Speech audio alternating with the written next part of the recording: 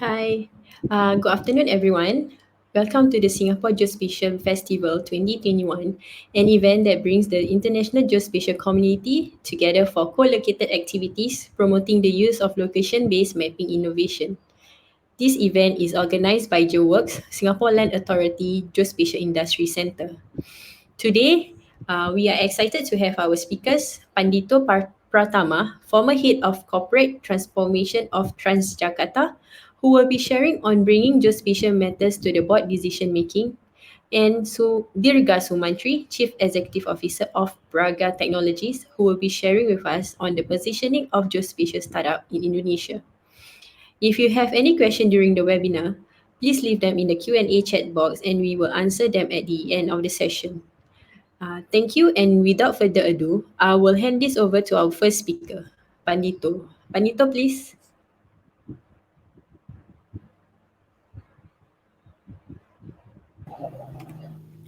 Thank you, Zulera.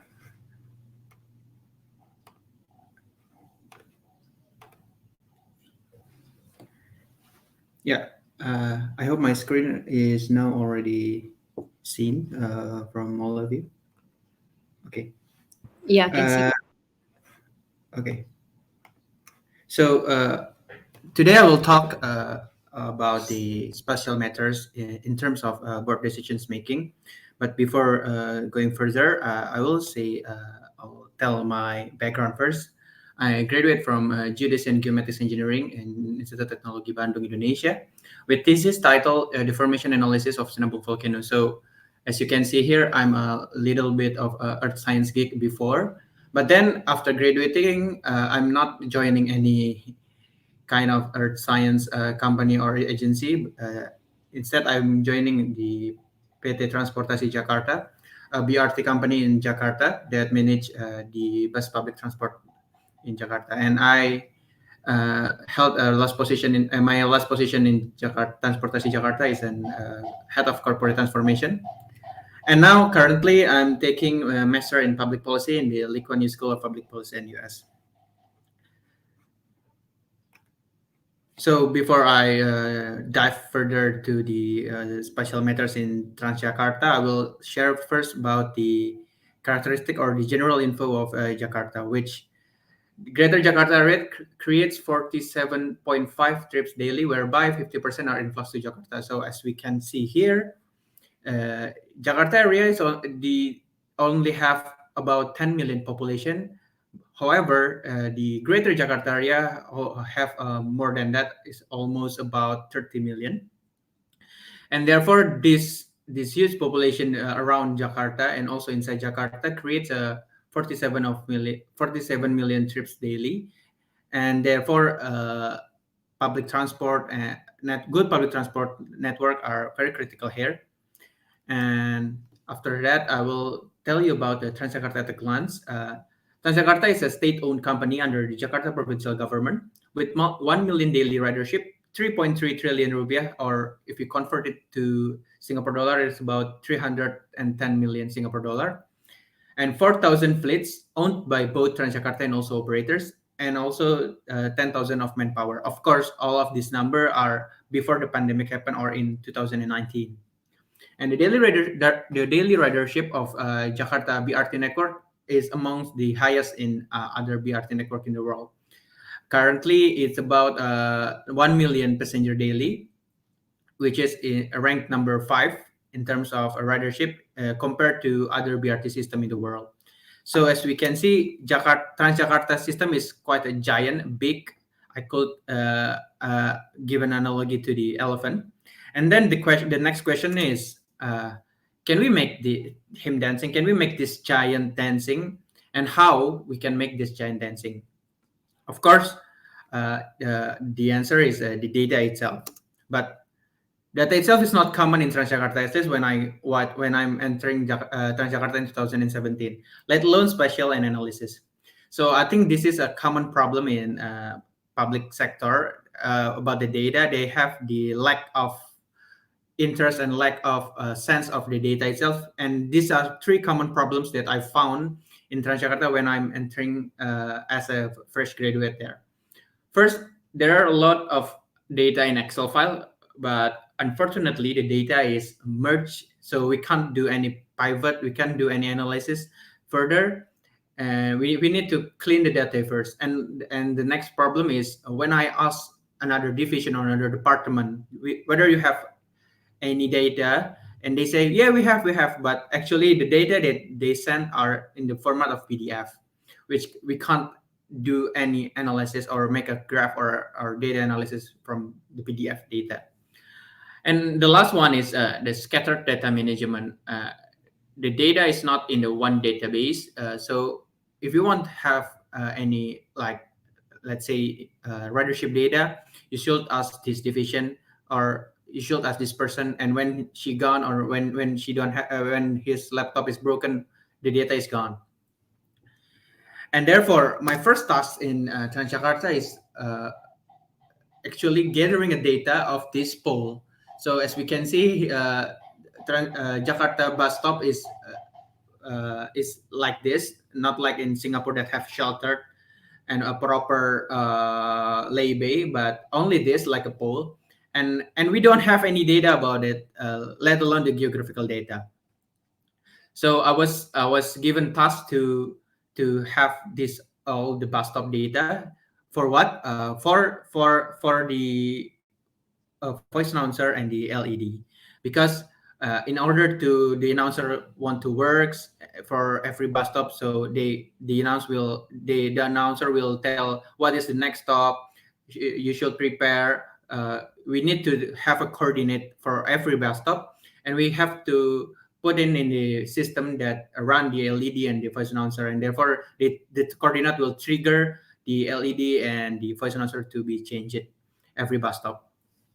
And then I was thinking further that at the time, I think this data can speak more than just a trigger for LED and voice announcer. And therefore, with my background also from geodesy and geomatics, I could do a little about map and making map from the geographical data, and therefore I make this map. And this is the coverage area of Transjakarta since 2013 until 2021. And as we can see, the coverage area are growth rapidly. I could argue that Jakarta is one of the city in the world that have the widest coverage area of public transport, and we can found that 82.4% of Jakarta coverage population area already covered by public transport or by Transjakarta. And therefore, I show this data to my director and my director to the CEO, and they like it. And even then, they present it to the governor of Jakarta province, and then he wants the data to be 100% in 2022, which is now we are on track of it. And then he want that this data become the annual key performance indicator of Transjakarta itself. Another things that I do with the spatial data in Transjakarta is quantifying bus rapid transit. So unlike the train that the corridor is already sterilized by the rail, bus rapid transit has different characteristic because it really it really flexible, whether another car or another motorcycle will enter its corridor, and therefore we must to maintain the spirator of the bus rapid transit way. And due to the construction and the MRT construction and LRT construction and underpass construction, most of the separators are gone, and we don't know how far it go, how far it has gone, and how far we have left. And then I with a colleague from ITDP also do this spatial mapping, and we found out that the change are quite big. The change of our corridor that has separator and without separator, and then we analyzed that we need to put a more manpower here in the corridor without the separator. And this analysis haven't come before because no one have a sense of a spatial data, and therefore we adjust our manpower to to guard this the line without separator more tightly. And the next thing spatial data can do is when the Jakarta government possess odd even policy through odd even policy. So only odd number of car can pass through several corridor in Jakarta, and also odd even only even plate number car that can pass through the corridor. Uh, with respect to the date of, is it, if it odd date, then the odd car, and even date, then the even car. And then I try to think, then try to analyze how this can be, how this policy will affect the public transport network. And I was thinking that our bus are have GPS. Our 4,000 bus operating daily, they have GPS data recorded every 5 seconds. So we will have like a huge amount of data, and we are right. And the data as like this is in a notepad format, and and no one used the data before, even though we have such an abundant data. And therefore, with a little skill of my GIS skill and R skill, I tried to make this visualization like this. So we found out that almost corridor with direct impact of odd even policy have increased their bus speed by 14 to 19%, whereas the corridor with indirect impact have an increase but below 5%. But and also the other corridor that have no direct impact or indirect impact to the policy has little to no little to no impact to their bus speed. So this quite interesting findings we find out by only the GPS data that we already have, but we don't know how to use it before for an policy making or decision. This what I already mentioned before. Before 2019, our key performance indicator are such in the left. No such thing as jangkauan layanan or coverage area in English. But afterwards, in 2019 and 2020, it became the mandatory key performance indicator, and we keep track of our coverage area monthly now. And we aim to have 100% of coverage area in 2022. So, because of a little bit of special sense, we would have changed a whole company key performance indicator. And also the change is also having go further. Before that, we don't have any nomenclature of our title or position in the organization chart that has a word special. So now we have two positions that have special in their name. First is the special planning analyst, and the second is the special design analyst. And even then, this was the one of the hot issue then in Jakarta, as we know that Jakarta are building their first MRT, and it's already operated since March 2019. However, there were a talk and a discussion that Transjakarta,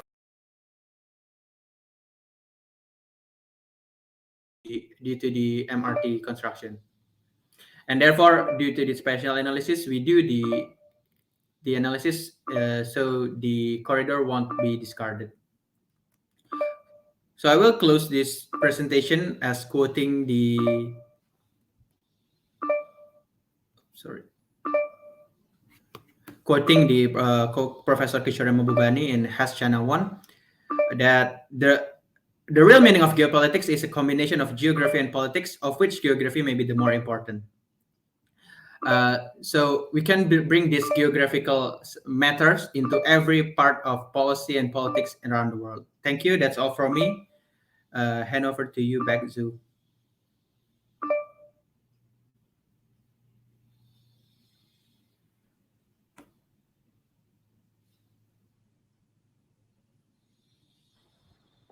Thank you, Pandito.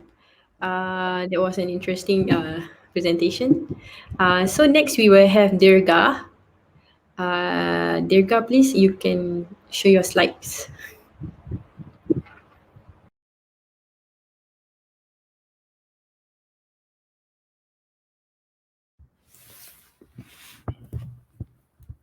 Okay, hello everyone. I'm Dirga from Braga Technologies. Today, I will discuss a little bit about our experience since 3 years ago when we started this company and what is the challenge during this time and what is the opportunity in the future. And basically, Braga Technologies is a startup company which focus in geospatial solution. We focus on B2B and B2G, which is a private company and also government. So we deliver the geospatial knowledge from mapping analytics and implementation using state-of-the-art of the technology. We use cloud system and how we deliver it in real-time data. So our we have two main core business. The first is geospatial data. We provide point of interest, point address, and other rich content data. And the second is we develop web GIS software for such as spatial analytics, intelligent dashboard, and fleet management. And for the geospatial data, currently we have more than 3 million data and in three countries in Indonesia, Malaysia, and Thailand. And we have more than 1 million point address data. And this is all managed from Bandung, one of the city in Indonesia. So we manage all the data collection remotely with our platform. And currently we have more than 1,500 user registered. Basically, this is like on-demand data collection with control crowdsourced community. And to maintain the collection, the moderation data, we develop our apps called Point. So when the data is collected, it real on the real time it send the data to us, and we directly moderate the data. It is rejected or it is accepted, and it is really cutting costs when we compare with surveillance car such as Google cars and for this data type data of this type of data. So uh, when we want to collect the POI data or point address data, uh, it is cheaper to use this method instead of using the surveillance car.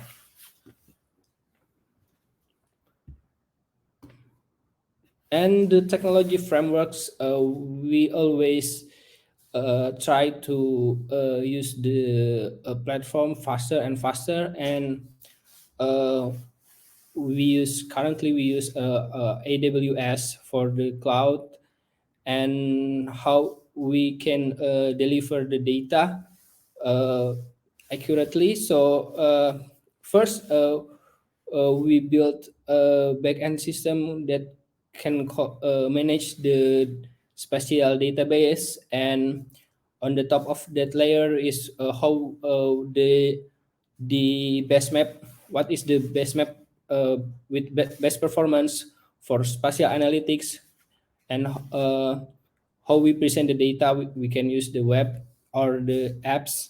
So we always try to use the latest technologies. And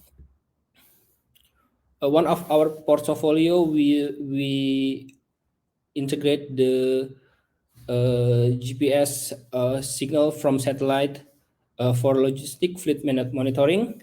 This is for Indonesian Army, and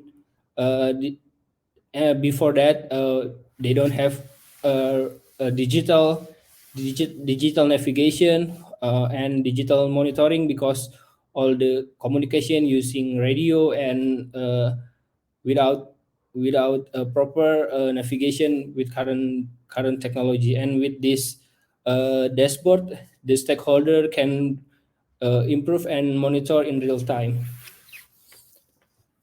The challenge in this project is how we integrate the data from the GPS satellites. So it's quite expensive to obtain the data compared to other GPS data which collected using IoT or 4G data. So that's the challenge. And the second one, oh, sorry.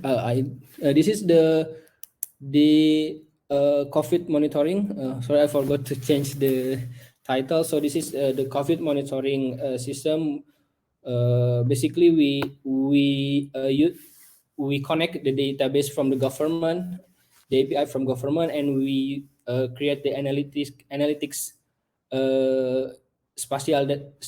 So with the spatial analytics, I think previously without the government does not provide the spatial analytics, how the data change for certain period. So how is the spatial distribution, and we try to solve with our developer. So the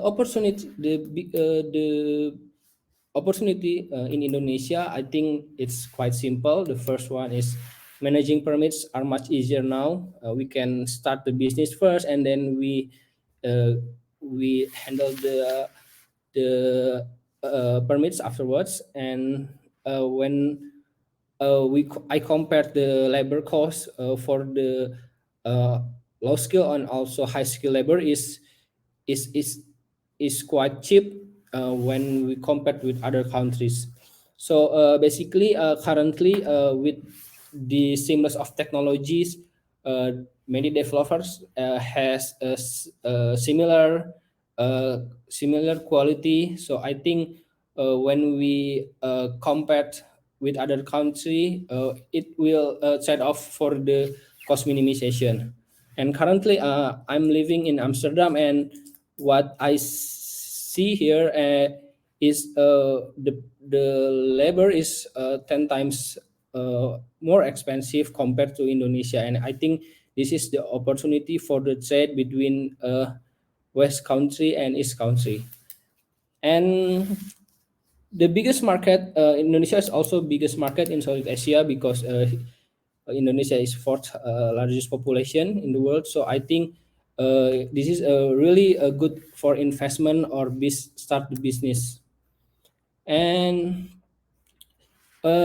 because we have we focusly work in private and government, I think we share the pros and cons in Indonesia. The pros from government is uh, they have always project, because every year from the monetary budget. And I think from if we work for the government, we can directly impact to the society.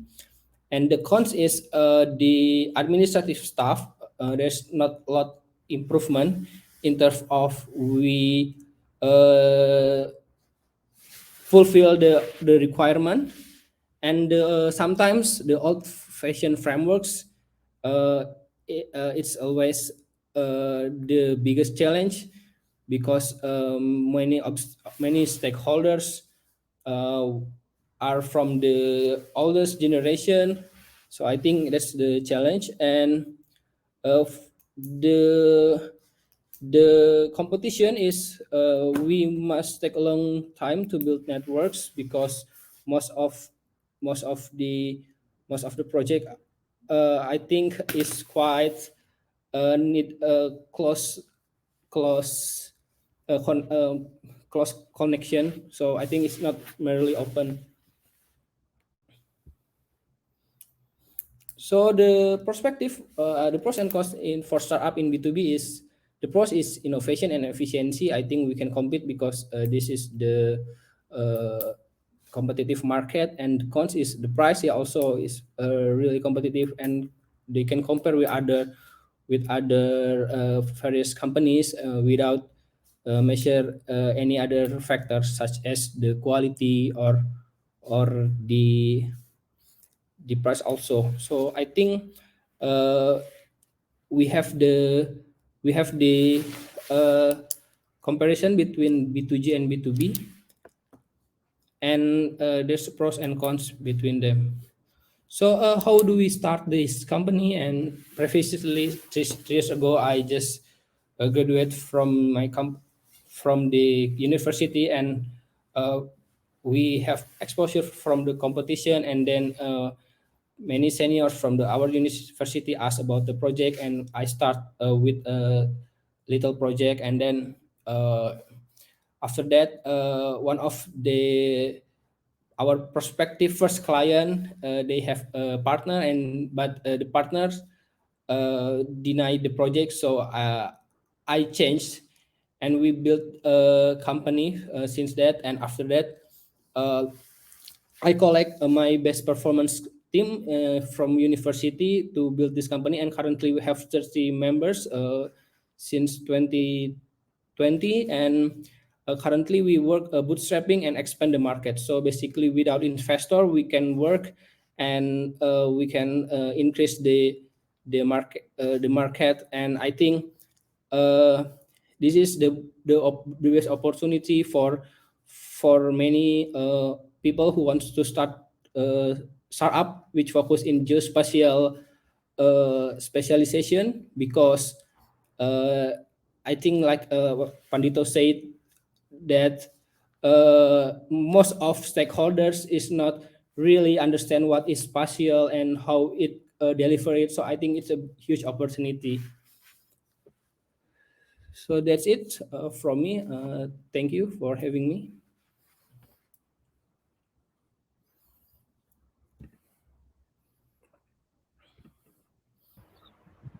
Thank you, Pandito. So we have a few Q&A questions from our attendees. So I will show the first question for Pandito.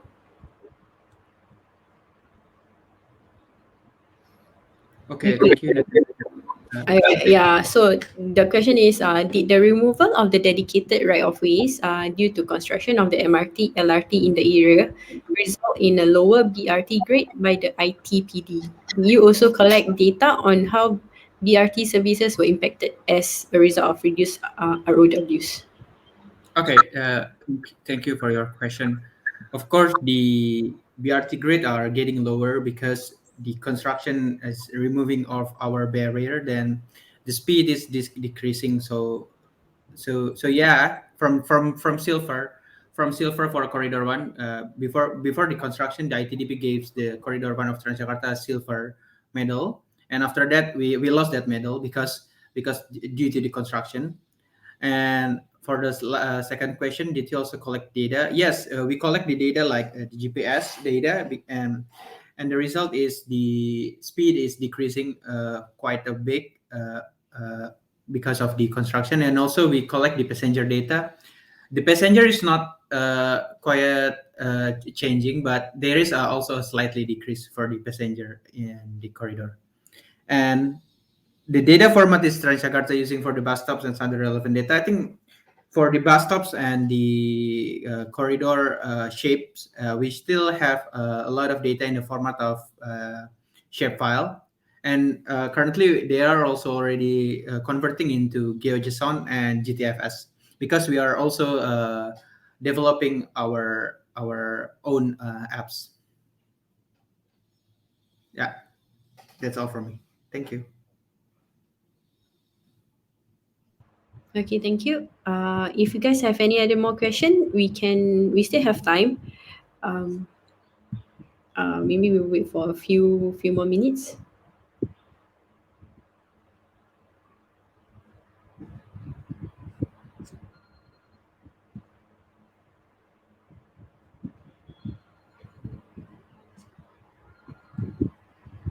Can I ask Dirga?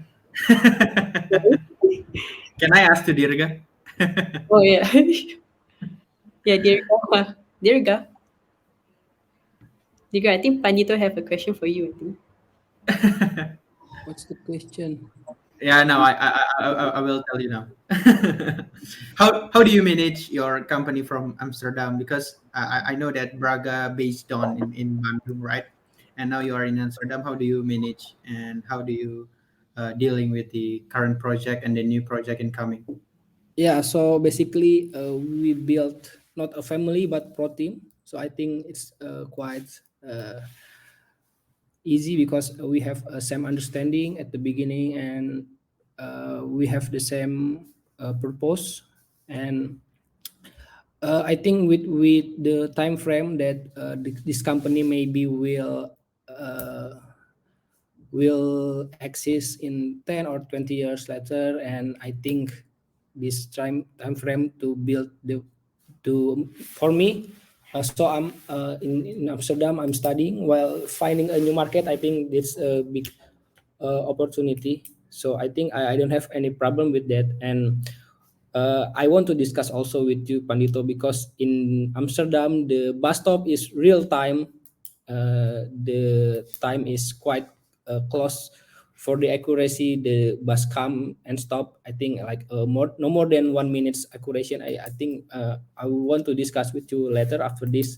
So how the bus stop can also works in Indonesia, because they don't use the spirit, no spirit at all in the bus line. So I think Yeah, maybe it's quite challenging in Jakarta, for sure. But I think maybe we can discuss this later. So how it gonna works in Indonesia?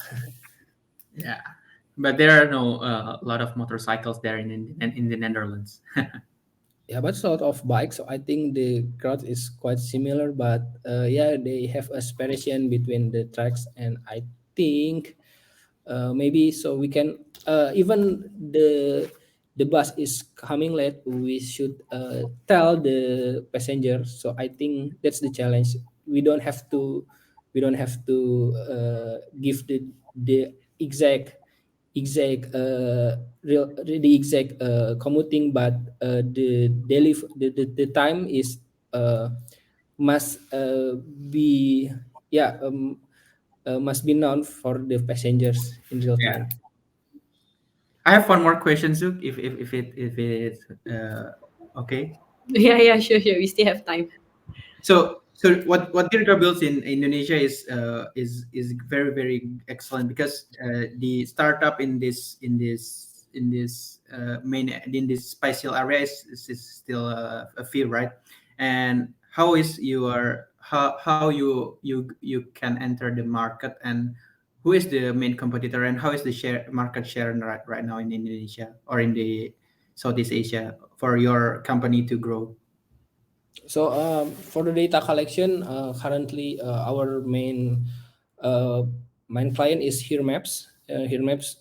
So we are the largest vendor for data collection, especially in point of interest and point address in Southeast Asia. And for the software development, mostly we work for government and also private. And uh, I see that when the bureaucracy is very hard, I think it must be true, but uh, it quite challenge. So I mean, the solution is we find the better market, and I think in Europe it's better market because we have the trade-off significant for the price with the same quality and quantity.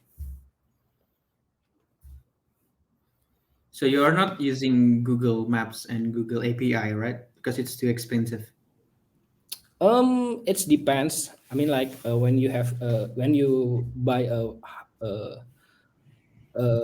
more expensive service, I think you get different quality, and I think they have a trade-off between Google Maps, Here Maps, or OSM. And but we know how to make the this. this tech is more is cheaper because we can use like a hybrid between not entirely Google Maps or not entirely OpenStreetMaps. We can use mix. So when the data is needed is freely available, we can use the OSM. But if it is not free, we can use the Google Maps. I think it's really possible because currently most of companies only use Google Maps, and the price is quite expensive. So yeah. Okay, I think there's two more questions from Nathaniel. For Pandito, he asked on RTPI, is Transjakarta wide, or would you say it's still WIP? Okay, about RTPI, real-time passenger information. It's a quite long journey for Transjakarta. Before we are collaborating with Trafi. If you know Trafi, it's the apps from Lithuania. We are collaborating with them, and from 2020 we are ending our contract with them, and we are developing our apps. So actually, before it's not all, it's already Transjakarta wide. It's already Transjakarta wide, and even Trafi also handle the data from the railway.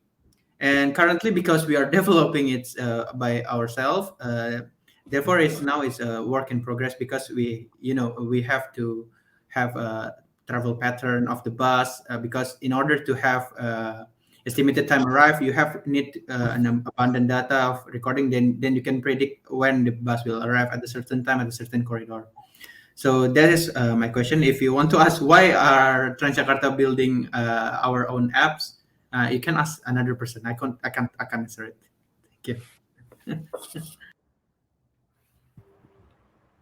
Okay, the next one will be for Dirga. Since you are based in the Netherlands, are you going to set up shop there? What do you mean set up? Shop? What do you mean shop? I mean, if we want to start the business here, yeah, for sure. Yeah. But maybe here we want only to find client, and all works will be done in Indonesia, hopefully.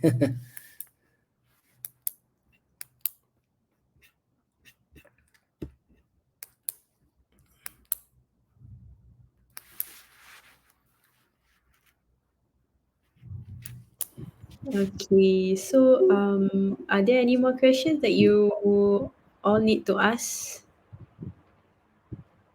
Because we still have some more time.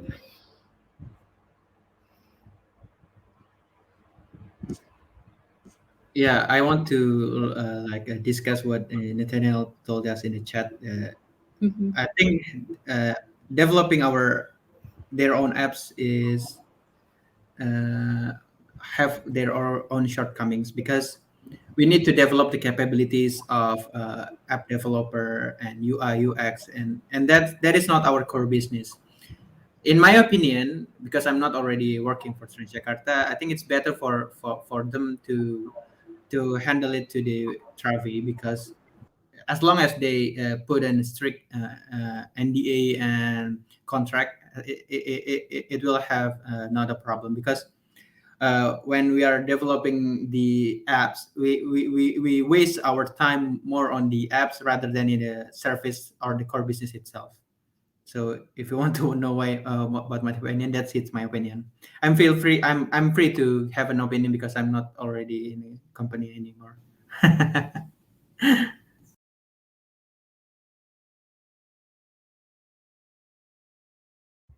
Let's help the Transjakarta from outside, Pandito.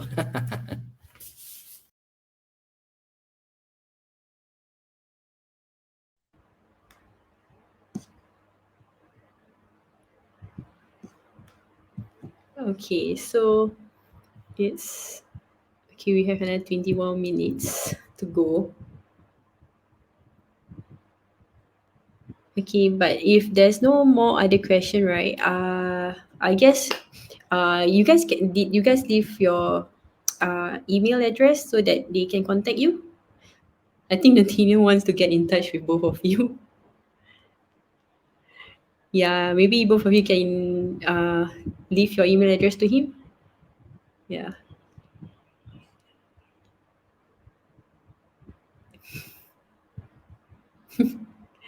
Okay, so I guess that's all for this session. That was an interesting conversation that you all have. Sorry, can we access the recording session somewhere? Yeah, we will have this recording session in the admit platform itself, and also you can also visit our GeoWorks YouTube account. We will upload it there as well. Okay, so thank you so much, everyone, for attending this session. Thank you to Durga and Pandito for sharing with us your about your slides. So you guys can scan the QR code to view all other for our other events that is upcoming for the next 2 days. Okay, so thank you everyone. Thank you for coming. Thank you, everyone. Thank you Pandito. Thank you Durga.